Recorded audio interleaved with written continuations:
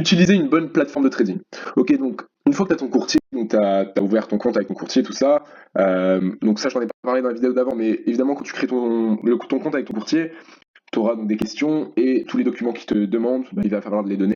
C'est des documents très, on va dire, banals dans tout ce qui est financier, donc prouver ton adresse, il y a quoi prouver ton adresse, évidemment, ton passeport ou ta carte d'identité, enfin des délires comme ça, quoi. C'est assez simple, tu verras. Et n'hésite pas, si tu as quoi que ce soit comme question, de demander sur le groupe, au moins je peux te répondre si jamais tu as un souci.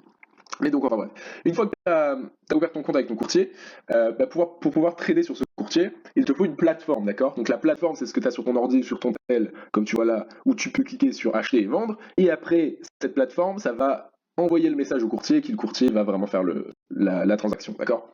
Donc, la plateforme que je te recommande, c'est MetaTrader 4. Pourquoi? C'est comme ça le dit là, c'est la plus populaire, la plus connue, d'accord? C'est ce que la plupart des traders utilisent. Je te conseille pas le 5, mais plutôt le 4. Pourquoi? Parce que je sais pas, en fait, le 5 il est un peu bizarre. Il est un peu bizarre, donc, et te dire le 4, c'est toujours celui qui est le plus connu, le plus utilisé, parce qu'il n'y a pas beaucoup de personnes qui utilisent le 5 en fait. Donc, je te conseille le 4. Euh, Comment tu vas l'utiliser en fait, cette plateforme? C'est que moi, personnellement, je fais mes analyses sur une autre plateforme encore, que je vais t'expliquer. Mais ce que je fais, c'est que je fais mon analyse sur une autre plateforme qui est TradingView, d'accord? Donc tu vas sur tradingview.com, et puis tu peux trouver les graphiques, faire tes analyses, tout ça. Évidemment, tu peux créer un compte, tout ça c'est gratuit. Après, tu peux avoir des versions premium.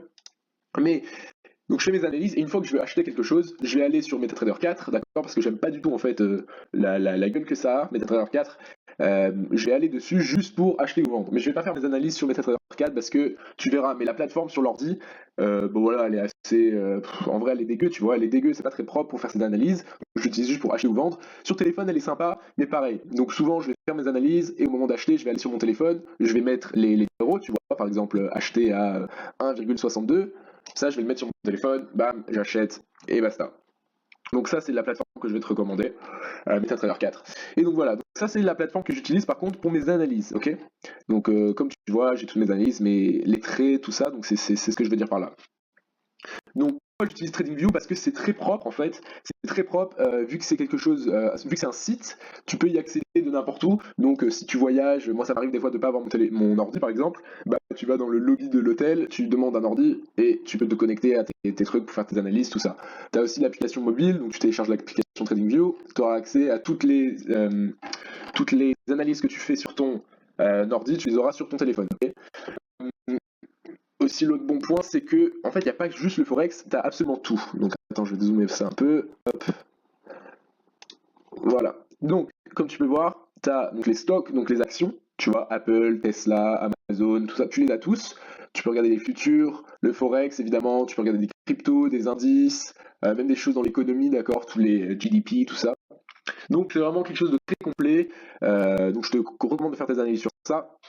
Et tu auras sûrement capté, mais tes analyses, enfin ton TradingView, il va pas ressembler à ça du tout quand tu vas commencer, et il va plus ressembler à un délire comme ça. Ouais, voilà, ça devrait ressembler à quelque chose comme ça un peu.